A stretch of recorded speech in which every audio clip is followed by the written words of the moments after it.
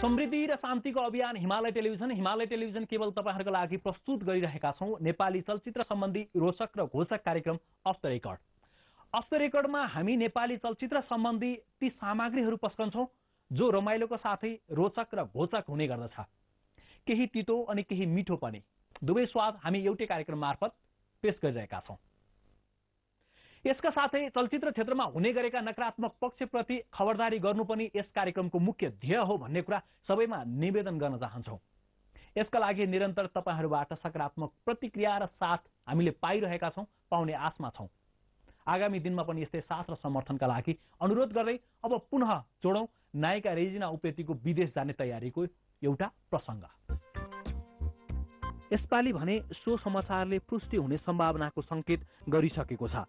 Regina हिजो आज विदेशिने सुरमा छिन्। अमेरिकालाई लक्ष्य बनाउँदै रेजिनाले नेपालको एकजना नाम चलेको ब्युटिसियनसँग गोप्य रूपमा ब्युटिसियन तालिम लिइरहेकी छिन्। तर यो खबर उनले सबै सामु गोप्य राखेकी छिन्। अफ द रेकर्डको स्रोतको दाबी छ रेजिना ब्युटिसियनको तालिम लिएर विदेश गई उतै घरजम गरेर बस्ने विचारमा छिन्। हेरौं स्रोत कतिको दमदार छ।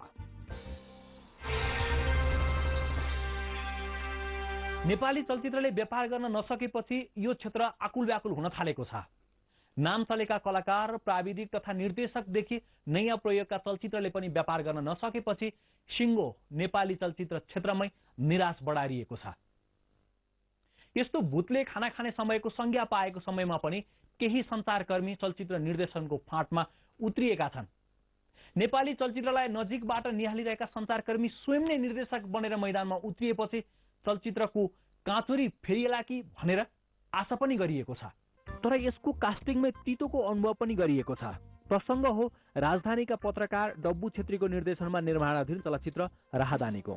अधिकांश नयाँ कलाकार लिएर सानो लगानीमा बनाउन लागि यसको एउटा दृश्यमा निर्देशक छेत्रीले नायिका विनिता घिमिरेले केवल बिकिनी लगाएर सर्ट दिन निर्देशन दिएका थिए, जसलाई नायिका घिमिरेले ठाडै अस्वीकार गरिदिएपछि सुटिङ स्पटमा तनावको स्थिति नै पैदा हुन पुग्यो। निर्देशक नायिकालाई जसरी पनि बिकिनीमा प्रस्तुत गर्न खोज्ने, तर नायिका कुनै पनि हालतमा बिकिनी लगाएर सर्ट दिन नमान्ने।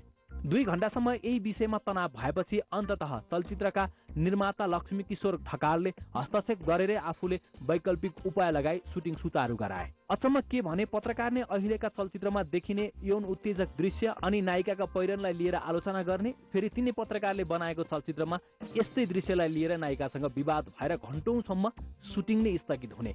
यो त अलि हजम भएन नि कि कसो? नेपाली चलचित्र क्षेत्र हो यहाँ जसले जे गरे पनि चल्छ। उकेश दाहालले केही वर्ष अगाडि पल पलमा नामक यौन केन्द्रित चलचित्र बनाए। यसलाई सेन्सर बोर्डले सजिलै पास गराइदियो। अनि के चाहियो? एकजना नाम चलेका ज्योतिष हरिहर आचार्यको पैसामा बनेको पल पलमाबाट केही पलमै उकेशले लाखौं सोहोरे। यौनलाई विषय बनाएर पल पलमा चलेपछि उकेश जोसिएका छन् र फेरि अर्को चलचित्र बनाएका छन्। किन? पल पलमा त केवल यौन विषयमा मात्रै सीमित थियो। यसमा त उकेशले त्यस्ता दृश्य नै राखेका छन् अनि नवनायिका अरुणिमा लामालाई भरपूर नङ्गाएका छन्।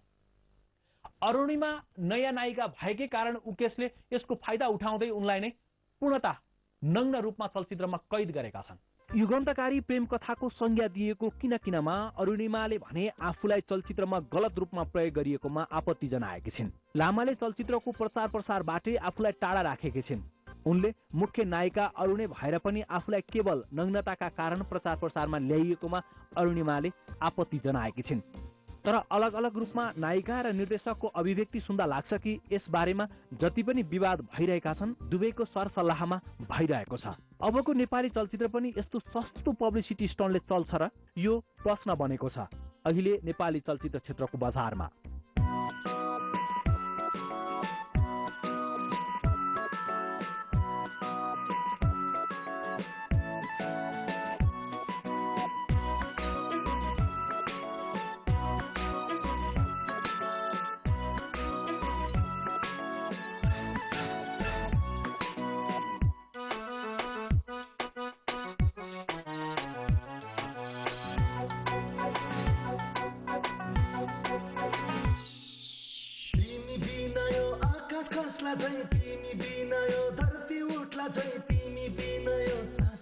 खासला चाहिँ भो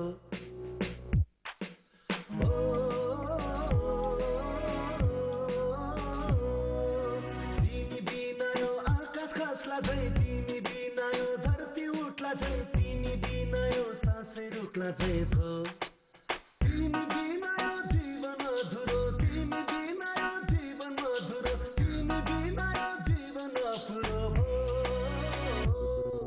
किन किन किन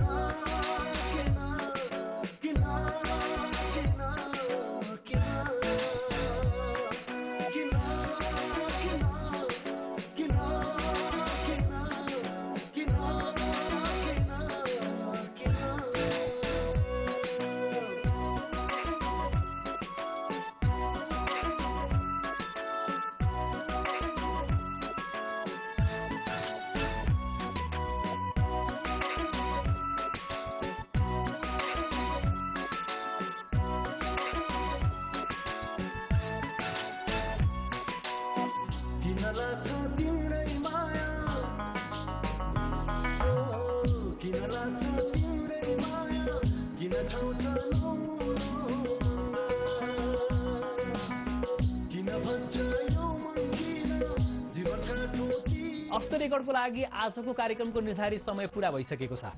यो साताको अफ द रेकर्डमा समावेश यी सामग्री तपाईलाई कस्तो लाग्यो?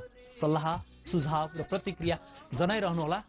आजका लागि कार्यक्रमबाट स्क्रिप्ट राइटर जीबीआर सहित म सुनिल अनि अफ द रेकर्डको सम्पूर्ण युनिटलाई बिदा दिनुहोस्। अर्को साता यसै समय होइन, यो भन्दा आधा घण्टा अगाडि नै यस्तै रोचक र घोषक सामग्रीका साथ पुनः हाजिर हुनेछु।